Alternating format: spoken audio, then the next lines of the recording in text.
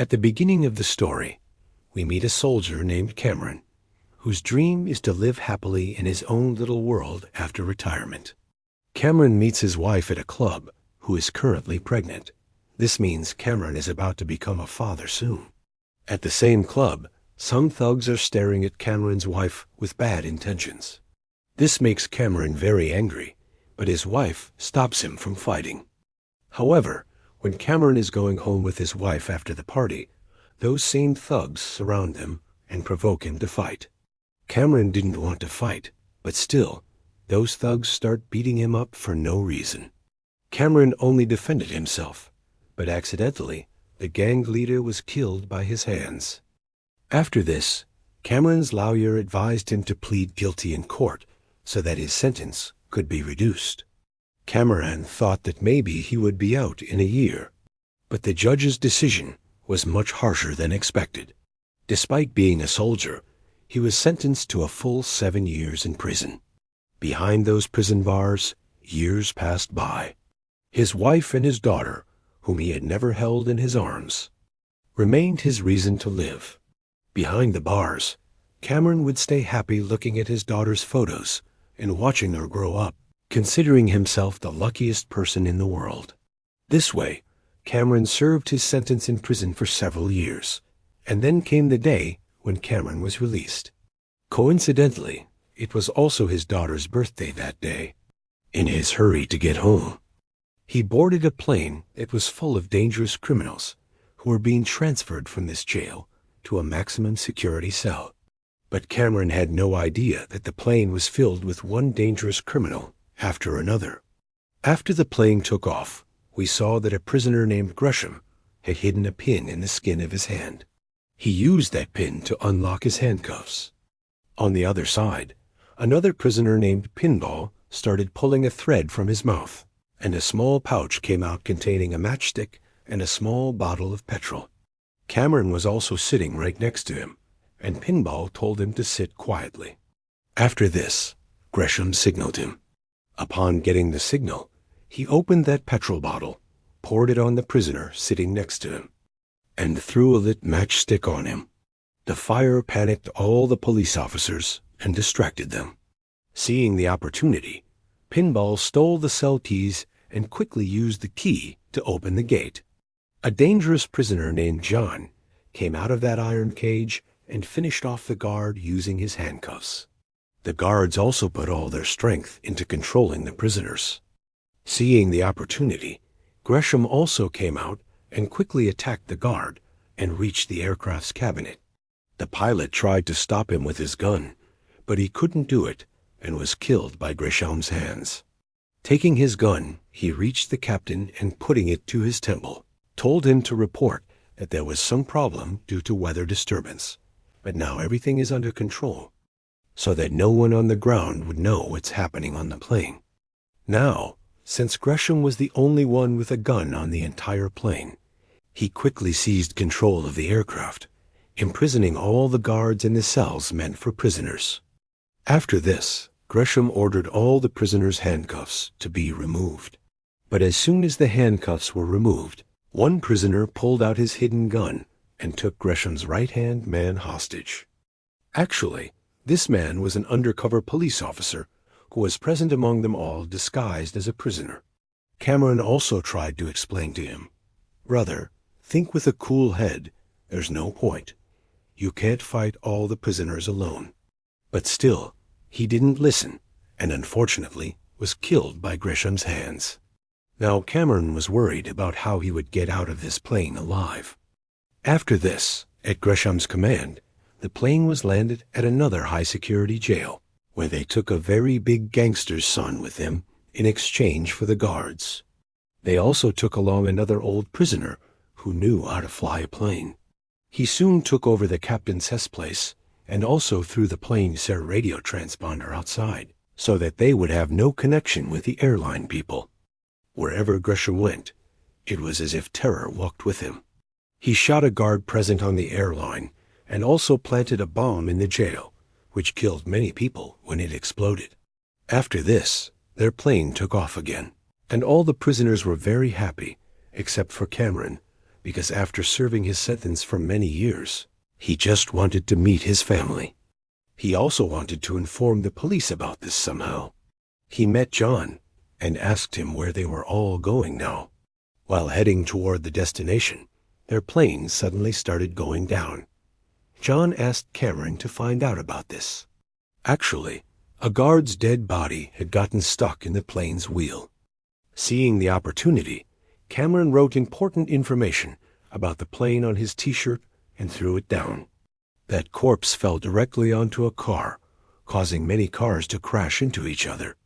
After collecting the information written on his t-shirt, the police informed an agent named Vince about the entire incident. Vince immediately drove toward the place where that plane was going to land. Meanwhile, while searching in the storage area, a prisoner found Cameron's release letter. He understood that Cameron was not a prisoner like them. But before he could tell this to everyone else, Cameron kills him to save his own life. A little while later, they reached their next stop. But the old man couldn't land the plane properly, which resulted in the plane's crash landing. The gangster's son's promised private jet wasn't there, which they were going to use to escape from here. Cameron took advantage of the opportunity and started turning the prisoners against each other. He started saying that this gangster's son cannot be trusted. He's lying. In this way, by making up stories, he also saved the lives of the guards present there.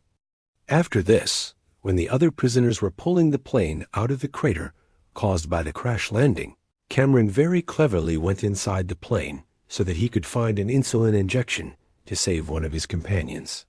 But finding him alone, some of the gangster's son's henchmen attacked him. But then Vince, who was hiding there, seeing the opportunity, attacks them. Ben Cameron snatches the weapons from those thugs and beats them up. Vince recognizes him as Cameron, a soldier who had sent him the location. Vince tells him that the force will come soon, so you come with me. But Cameron didn't want to leave his companion and the guards who were trapped behind. Within a few moments, seeing the smoke flying in the distance, the prisoners understood that the police were about to arrive. Seeing this, the gangster's son, taking the private jet hidden there, deceived everyone and started to escape alone. But Vince, who was present there, couldn't let this happen.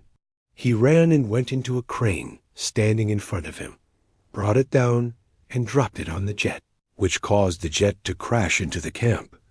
Now, how could Grissom let such a traitor live?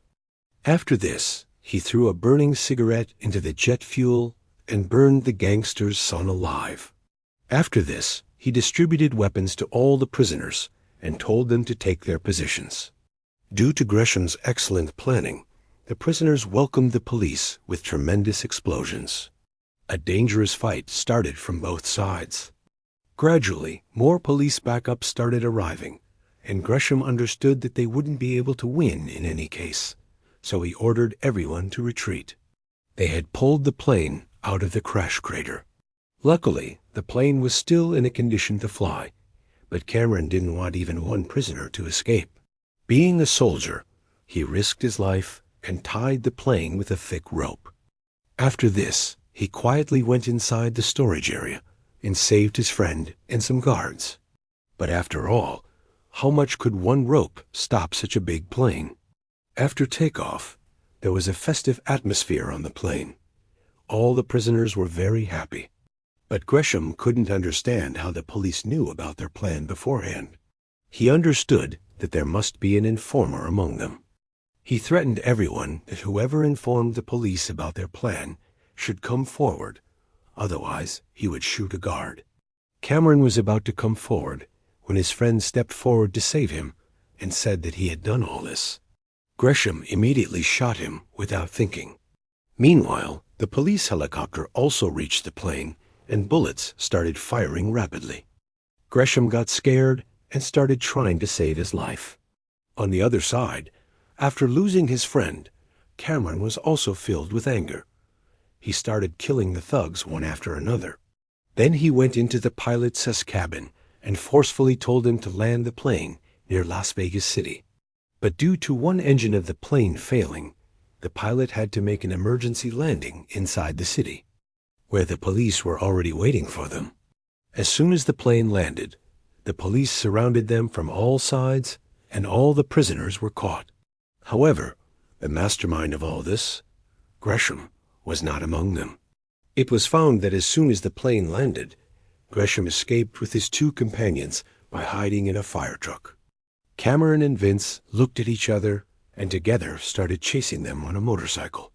Grissom was also attacking them with a water gun to stop them. Seeing the opportunity, Cameron took a leap and grabbed the ladder of that fire truck, and his motorcycle crashed into the back part of the truck and exploded. In this explosion, one of Grissom's companions was killed. Seeing Cameron hanging from the fire brigade, Grissom was also trying his best to make him fall down. A fierce fight was going on between them when, after an explosion, Grissom was thrown onto the conveyor belt of an under-construction factory. There, due to some technical malfunction, he was crushed to death under a heavy object. And finally, Cameron met his family after many years, which he had been waiting for impatiently. Seeing his daughter, Cameron became emotional. Cameron had also made a doll with his own hands inside the jail, which he gives to his daughter. Finally, his daughter hugged him, and our story ends here today. But we should learn one thing from Cameron.